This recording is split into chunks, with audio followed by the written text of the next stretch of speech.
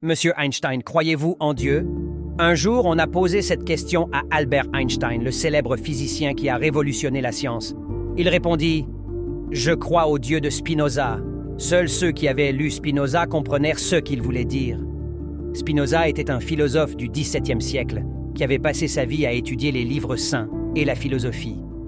Un jour, il écrivit un texte qui résume sa vision de Dieu et de la vie. Voici ce qu'il disait. Je ne sais pas si Dieu a réellement parlé, mais s'il le faisait, voici ce que je crois qu'il dirait aux croyants. Arrête de prier et de te frapper à la poitrine. Ce que je veux que tu fasses, c'est que tu sortes dans le monde pour profiter de ta vie.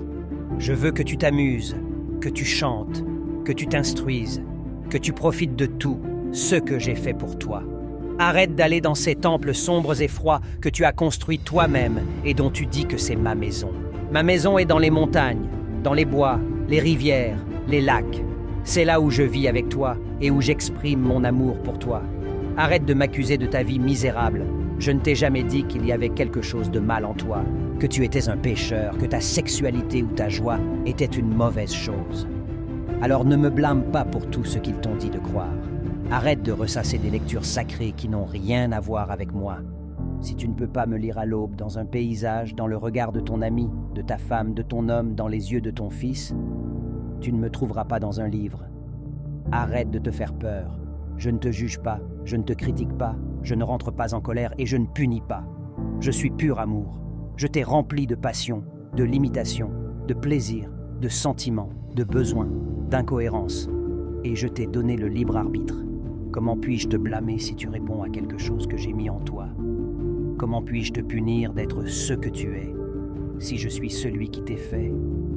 Tu penses réellement que je pourrais créer un endroit pour brûler tous mes enfants qui se comportent mal pour le reste de l'éternité? Quel genre de Dieu peut faire ça? Si j'étais ainsi, je ne mériterais pas d'être respecté. Si je voulais juste être vénéré, j'aurais peuplé la terre seulement de chiens.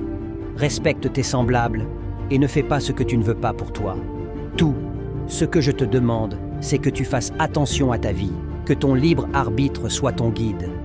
Toi et la nature, vous constituez une seule entité. Alors ne crois pas que tu as un pouvoir sur elle. Tu fais partie d'elle. Prends soin d'elle et elle prendra soin de toi. J'y ai mis et rendu accessible tout ce qu'il y a de bien pour toi et j'ai rendu difficile d'accès ce qui ne l'est pas.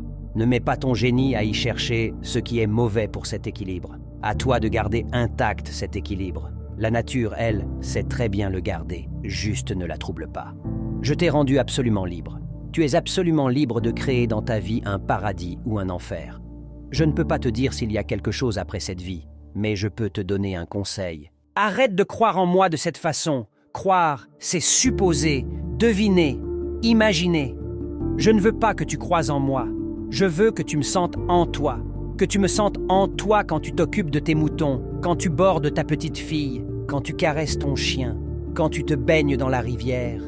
Exprime ta joie et habitue-toi à prendre juste ce dont tu as besoin.